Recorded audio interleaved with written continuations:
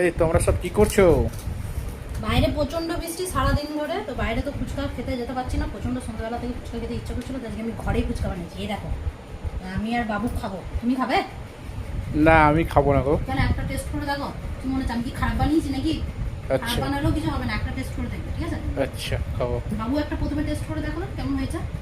নাও, ধরো। ভালো হয়েছে? আমি একটা টেস্ট করে দেখি কেমন।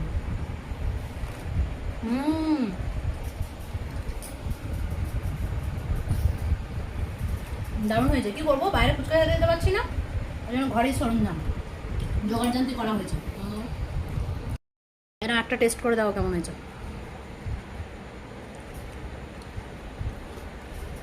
কেমন? হ্যাঁ, খাচ্ছিলে না? ভালো হয়েছে?